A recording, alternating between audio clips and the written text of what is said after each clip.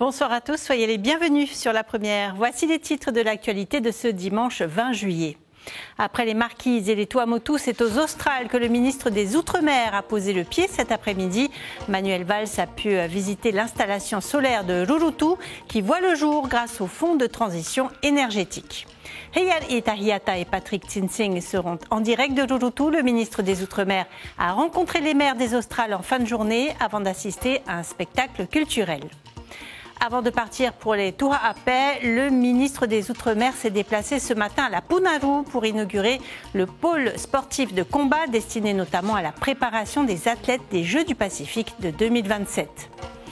Tevaitei, grand gagnant du Heiva Tahiti 2025. Pas le temps de souffler après la soirée des lauréats Place To'ata. Le groupe de danse de la presqu'île avait rendez-vous au Mare Arahurahu de Paea cet après-midi pour le festival Tuifara. Nous reviendrons sur ce Heiva exceptionnel pour la troupe de Heimoana Metua. La chef de groupe est notre invitée ce soir. Enfin, notre Fénois d'avant nous emmène à Huahine, précisément à Maiva, où se trouve un grand wharepote et 4 marais historiques. Après Hivaoa et Rangiroa, direction Rurutu pour le ministre des Outre-mer. Manuel Valls a été accueilli en début d'après-midi à l'aéroport avant une levée des couleurs à Moerei, ainsi que la visite de la brigade territoriale de gendarmerie. L'ancien Premier ministre s'est ensuite déplacé au village de Hauti. À Rurutu, comme dans bien des îles, la production d'électricité repose encore et uniquement sur les groupes électrogènes. Mais d'ici quelques mois, la commune va connaître une transition majeure et basculer vers l'énergie solaire, une production photovoltaïque sur toiture avec stockage. Une évolution possible grâce au fonds de transition énergétique appelé aussi Fonds Macron. Reportage de nos envoyés spéciaux Hayat Tahiata et Patrick Tinsing. Voici la toute première installation de panneaux solaires de Rurutu. Perchée sur le toit de la salle omnisport de Hauti, elle annonce déjà une nouvelle ère. Les travaux ne sont pas encore terminés, mais le projet permettra à terme de couvrir environ un quart de la consommation en électricité de l'île. C'est un projet phare, c'est-à-dire qu'on est en train de déployer la même chose sur Tumara, Tapuatea et sur Taha. Et c'est la première, comme je le disais, c'est la première phase. On est en train de réduire notre dépendance aux hydrocarbures. On est en train de réduire également nos émissions de CO2. Dans les Australes, Rurutu est la première île à bénéficier des subventions du Fonds de transition énergétique. Un soutien de l'État qui permet à cette petite commune de viser l'autonomie énergétique. Le projet a été subventionné à hauteur de 35% d'un coût total de 43 millions, soit environ 15 millions de francs pacifiques. Et il a bénéficié donc d'un bonus de 10% du fait que Rurutu fait partie des petites îles avec des petits systèmes électriques qui produisent moins de 10 gigawattheures par an. À ce jour, toute l'électricité de l'île est produite par 2 groupes électrogènes alimentés au diesel. Un système qui fonctionne mais qui reste coûteux et très dépendant des importations de carburant depuis Tahiti. Et depuis ces dernières années, la consommation est en hausse constante. Oui, ça augmente. Vu que la population a changé de façon de consommer, il y a plus d'appareils électriques. Donc ça fait de la consommation d'énergie. Ça monte. Il y a des mois où la consommation est plus forte. C'est plutôt pendant les vacances, il y a du monde. Pendant les vacances, pendant la Noël, c'est plutôt là. Dans sa pension de famille, Géraldine fait le même constat. Elle reçoit jusqu'à 50 clients par mois pendant la haute saison. Pour son activité et son quotidien, elle dépend entièrement de l'électricité. Et ils utilisent souvent le ventilateur quand ce sont les saisons chaudes. Par exemple, à partir de décembre que ça commence. C'est aussi là que ta facture augmente, c'est ça? Oui, c'est à partir de ce moment-là que ma facture augmente plus que d'habitude. Avec sa production photovoltaïque, Rurutu espère amorcer un tournant durable vers les énergies renouvelables. Les panneaux solaires de Rurutu devraient être opérationnels d'ici le mois d'octobre prochain. En fin de journée, Manuel Valls avait rendez-vous avec les maires des Australes. Je vous propose de rejoindre Hayat Tahiata et Patrick Tinsing en direct de Rurutu. Bonsoir Hayat. Quelles étaient les doléances des Tavana des Tuhape? Est-ce qu'ils étaient tous là? Oui, bonsoir Sibel, bonsoir à tous. Eh bien, c'est le président du pays, Moetei Broderson, qui a souligné le fait que les maires des Australes ont eu plus de doléances que les maires des Marquises et des autres endroits qui ont été visités donc par le ministre des Outre-mer, Manuel Valls. Quelles sont ces doléances? Eh bien, j'ai pu recenser 4 grandes doléances. La première, c'est la révision du coût du fret pour les bateaux, le transport notamment. Vous savez, aux Australes, il n'y a qu'un seul bateau qui transporte les marchandises et donc ils ont demandé à ce qu'il y ait une révision, peut-être une diminution, une baisse donc du tarif du fret. La deuxième question, eh bien, c'était la question du Rahoui avec ce débat donc des 30 nautiques. Les maires ont profité de la présence du gouvernement également pour remettre cette question sur la table. La troisième, eh bien, c'est la demande des Tavana que les îles australes puissent également bénéficier de la continuité territoriale. Et enfin, la quatrième, eh bien, c'est que les Australes puissent également bénéficier du système de péréquation nationale. Vous le rappelez, donc, c'était la question qui a été posée par Mouirani Fribo, donc député à l'Assemblée nationale. Voilà en gros les 4 doléances principales qui ont été demandées par les maires des Australes. Regardez à l'instant derrière moi donc cette réunion qui se déroule sous forme de repas partagé avec toute la délégation. Et vous le voyez, les tables des maires ont été placées bien devant celle du ministre des Outre-mer. Il faut savoir que tous les maires n'ont pas pu venir. Il n'y a que le maire de Rimatara et de Tupoe qui ont pu venir. Rapa a envoyé un représentant de sa commune. Et Rivaven n'a pas pu assister malheureusement à cette rencontre. Voilà donc si belle ce qu'on peut dire. Également que ce déplacement, cette première journée s'est bien passé. Le programme a avancé très vite. Ils ont même pris un peu d'avance sur le programme de demain. En tout cas, demain, le programme sera un peu plus simple. Il s'agira d'aller visiter les grottes de Mitterrand et les endroits emblématiques comme les grandes taraudières de Rurutu. Sujet que nous préparons pour vous également demain soir. On attend cela avec impatience. Merci beaucoup, Heyat Itahiyata et Patrick Tinting depuis Rurutu. Et ce matin, avant de prendre l'avion pour les Australes, Manuel Valls s'est rendu à la Punarou pour inaugurer le pôle sportif de combat qui ouvrira en septembre. Ce nouvel édifice a été cofinancé par l'État et le pays pour un montant total de 700 millions de francs. Un outil flambant neuf qui s'inscrit bien sûr dans la préparation des athlètes pour les Jeux du Pacifique de 2027 organisés à Tahiti. Lucille Guichet, Hubert Liao. Accueilli par les athlètes médaillés, Manuel Valls inaugure le pôle de sport de combat de la Punarou. Pour la côte ouest, 4 fédérations pourront s'y entraîner avec une salle de musculation, de boxe, un dojo et une salle de MMA. C'est plutôt avantageux, on a un endroit où on va tous être rassemblés, pouvoir s'entraîner dans de bonnes conditions. Du coup, c'est un point en plus et ça nous aide à mieux s'entraîner et à mieux évoluer. Des salles étaient un peu petites pour de nombreux athlètes. Et on faisait avec ce qu'on a, du coup, c'était assez compliqué au niveau de l'espace. Financé pour moitié par l'État, le pôle ouvrira aux athlètes en septembre. L'objectif est de centraliser les sports de combat pour la côte ouest et de mieux préparer les Jeux du Pacifique qui se tiendront à Tahiti en 2027. Pour le reste, les stades ferment petit à petit. Il y a un gros travail qui est fait avec les fédérations pour voir les repositionnements de toutes les disciplines. Certaines fédérations comme l'athlétisme ont pris les devants et ont pu négocier par exemple avec le RIMAP de pouvoir utiliser le stade juste à côté du RSMA. Et puis il va falloir qu'on continue à travailler avec l'ensemble des autres disciplines. D'ici 2 ans, le pays accueillera les 4500 athlètes venus de 24 pays du Pacifique. De vastes chantiers doivent rénover les infrastructures vieillissantes, mais surtout en construire de nouvelles aux normes du comité organisateur. Et puis ce matin, à l'invitation du maire de Papeete, le ministre des Outre-mer a découvert le marché de la capitale. Le ministre a échangé avec les producteurs, artisans et vendeurs. Toute la richesse du terroir et du savoir-faire du pays était représentée. Manuel Valls a pu aussi goûter quelques spécialités polynésiennes comme le pois à rôti et le poé. Victoire spectaculaire de la jeune Kelia Galina à Te Ahupu'o. À seulement 12 ans, elle remporte les trials de la Tahiti Pro et décroche ainsi sa wildcard pour la 11e étape du WCT prévue du 7 au 16 août. Elle s'est imposée en finale face à Island Vast et rejoint Vahine Fierro, bénéficiaire d'une invitation de la WSL.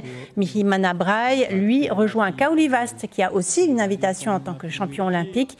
Mihimana Brai s'est imposée en finale des trials pour la 2e année consécutive. C'était face à Teiva Tairoa. Écoutez la réaction des vainqueurs. Je suis carrément contente. Je suis surprise aussi, mais je suis carrément contente. Quand tu as eu les bonnes vagues et que c'était bientôt la fin de la finale, est-ce que ton cœur battait fort? Qu'est-ce que tu ressentais? Oui, carrément, j'ai eu mal au ventre. J'étais là, ouais, non, c'est pas possible. Je suis trop contente. J'avais beaucoup de pression en moi, hein. Je le montrais pas. J'ai essayé de garder ton calme. De garder mon calme, mon sang-froid et voilà, et avec l'aide de Michel, il m'a vachement aidé, il m'a bien encadré aussi. Voilà, beaucoup d'émotions à Terre Hoop Haut. Clap de fin du Heiva 2025 hier soir à To'ata. La deuxième et dernière soirée des lauréats a fermé la marche. Mais pour les groupes de danse, la saison continue. Au Mare Arahurahu, le festival Tuifara permet au public de revoir les spectacles primés. Ce dimanche, Tevaitei, grand vainqueur de cette édition, a présenté son spectacle sur le sol sacré de Paea. Méréini Gamblin et Sandro Lee ont suivi les préparatifs. Cru ou cuit, le poisson avait une saveur toute particulière ce matin pour les habitants de Tahiti. Celle de la victoire de Tevaitei au Heiva 2025, le triomphe d'une troupe et de toute sa commune. C'est carrément une grande fierté de la presqu'île déjà, une toute petite presqu'île quand même, hein. C'est carrément une grosse fierté. Et Popo Yarato, hein. Il y a de quoi être fier, hein, d'entendre que c'est Tahiti qui a remporté. Au lendemain de la soirée des lauréats, direction le Mare Arahurahu où Tevaitei a présenté son spectacle pour le festival Tuifara. Là, on rafraîchit les costumes et les visages inlassablement. Ça, ce sont les fleurs que j'ai essayé de conserver depuis qu'on est passé le 12. Je suis complètement fière et reconnaissante aussi envers Heimwana de nous avoir accueillis dans sa grande famille de Tevaitei. Depuis qu'on s'est présenté sur le Tahua de To'ata, on a enchaîné les shows. On est vraiment emporté en fait par ce prix qu'on attendait depuis très très longtemps. Et puis la fatigue est là, mais la motivation est beaucoup plus forte. Et l'énergie aussi, le fait d'être ensemble à nouveau et de poursuivre l'aventure.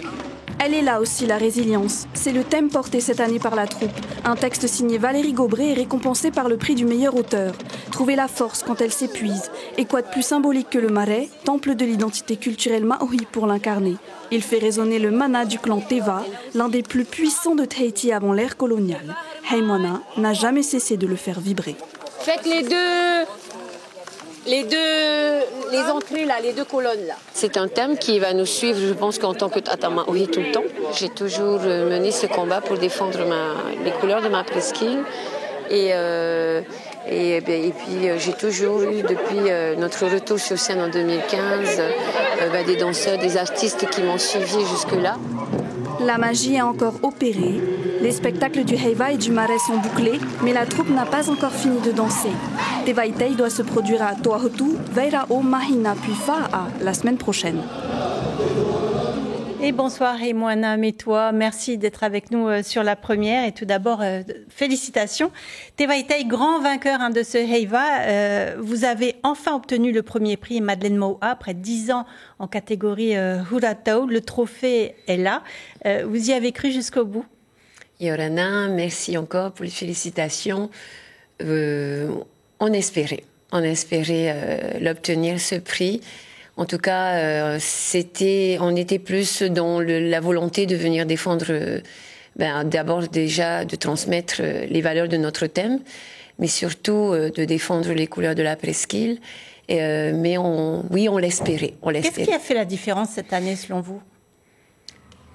Je ne pourrais pas le dire. En fait, moi je parlerai peut-être de notre différence concernant Tevaitei. Nous avons présenté des spectacles jusqu'à présent peut-être trop traditionnels. Et puis cette année, on a décidé de sortir de notre zone de confort.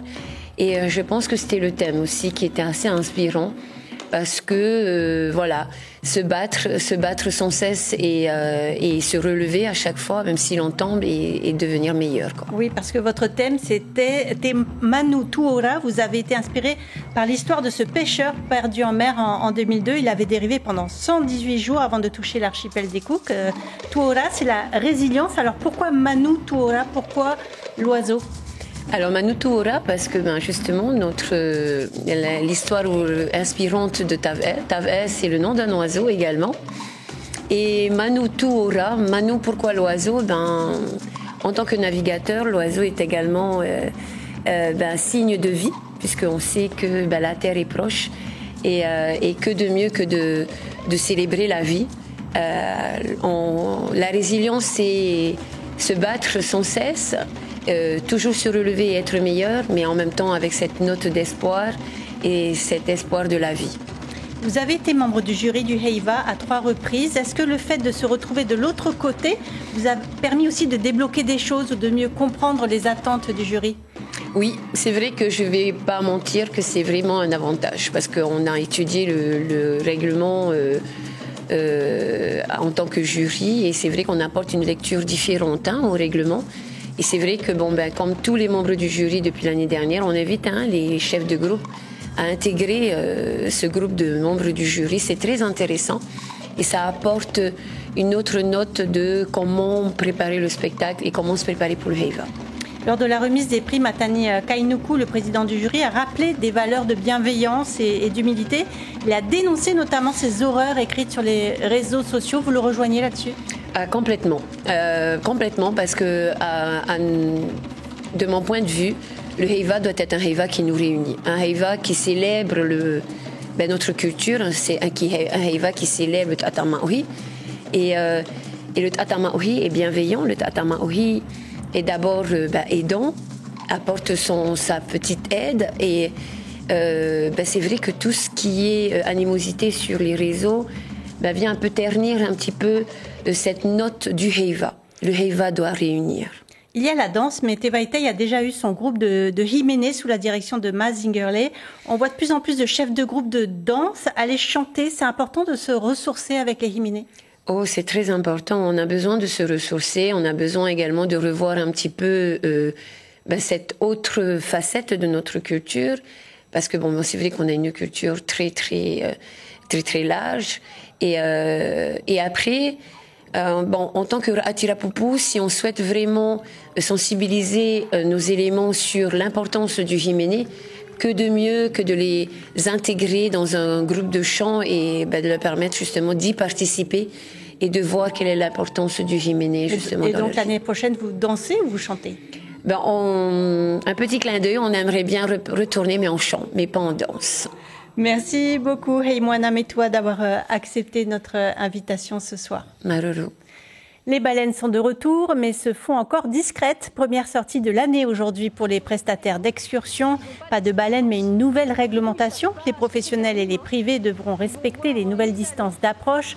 300 mètres pour les particuliers et 100 mètres pour les prestataires agréés, avec un maximum de 3 bateaux autour d'un cétacé. Camille Audegan nous en dit plus au micro de Dylan Fels. On sera, nous, en tant que professionnels, autorisés à évoluer avec notre embarcation dans la zone entre 100 et 300 mètres aux abords de la baleine. S'il y a mise à l'eau, on aura interdiction d'approcher la baleine à moins de 15 mètres dans l'eau et du coup, pas plus de 6 personnes avec un guide, donc 7 personnes dans l'eau à l'approche de l'animal. Pour les particuliers, par contre, du coup, la réglementation est de 300 mètres avec le bateau aux abords de la baleine. Donc du coup, nous en tant que professionnels, on invite les particuliers à se renseigner sur ce qu'ils ont le droit de faire et de ne pas faire ou de nous poser des questions pour que l'approche de l'animal ne soit pas stressante pour l'animal. Ce matin, Papeari a rendu un dernier hommage à Roger Gowen, figure bien connue et respectée de la commune. Il avait notamment dirigé le restaurant Gauguin pendant 60 ans, un lieu emblématique et chargé d'histoire. Roger Gowen était né à Cambridge, en Angleterre, mais il avait fait de la Polynésie sa nouvelle patrie. Et pour terminer ce journal, direction Huahine avec notre Fénois d'avant. En janvier 2006, Laï Temauri et Mirko Vanfo nous présentaient les différents marais de Maeva et leurs particularités. Regardez.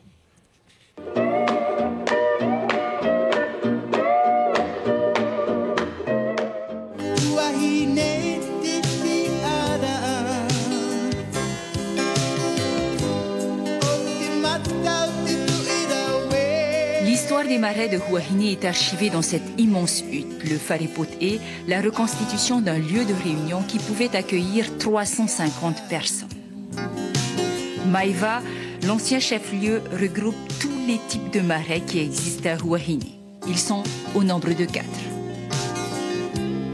Manunu, le lieu de toutes les décisions importantes de Huahine. Ce marais Ahmad Ain est le plus grand de l'île, 40 mètres de long sur 6 mètres 50 de large, formé d'un triple mur de dalles de plus de 2 mètres de haut. Les marais Houillères et les constructions du pouvoir royal se trouvent plus en hauteur dans la montagne. Ces anciennes fortifications prouvent que le chef-lieu Maeva a engagé d'importants travaux en dur. La différence qu'il y a entre les marais de Maeva et les autres îles, par exemple à Tahiti, les marais sont plus grands et plus hauts en forme de pyramide. Par contre, à Maeva, on ne voit pas ce genre de marais. Les marais que nous avons ici sont plus petits et moins hauts. Tout près du Farepot et au village de Maeva, le marais Tupuna, le marais des sages. Mais les plus nombreux sont les marais au Pufeti. Chaque famille qui résidait dans ce village était obligée de bâtir son propre marais. C'était une marque avant tout pour une famille, c'était sa base plutôt, avant tout, pour se rattacher à sa terre. La majorité des marais de Huahine se situent au bord du lac Faunanui, une lagune salée qui regorge de crabes, coqs et poissons. Les habitants d'antan avaient construit des pièges à poissons encore utilisés de nos jours. Ils sont capturés avec des épuisettes à marée montante ou descendante.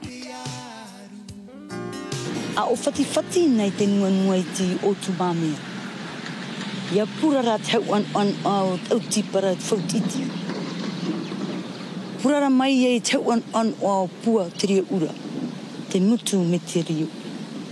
I horo tāmure mure e te hi au teo ne apu te tiro tō whauna nui. I te mai e te reo I e wa pū te e, wa mau te ni o mat e te e te veira. E atau, a hiti no atu.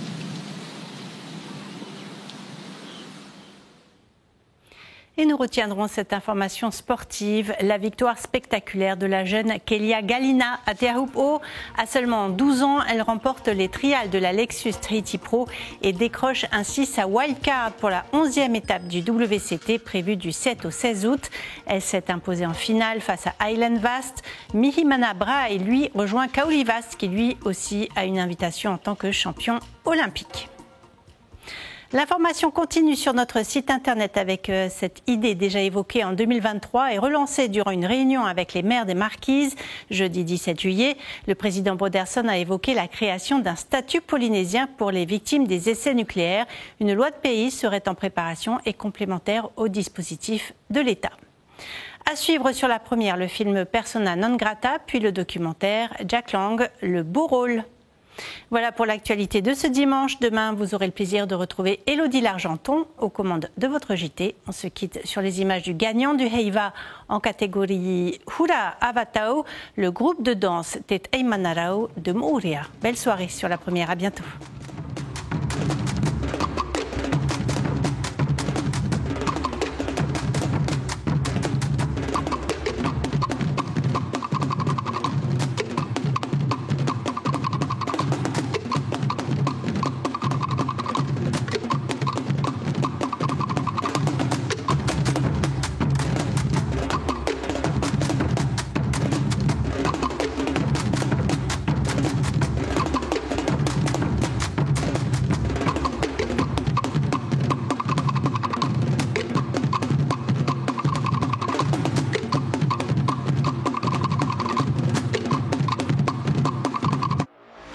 Retrouvez toute l'info sur WhatsApp en scannant notre QR code.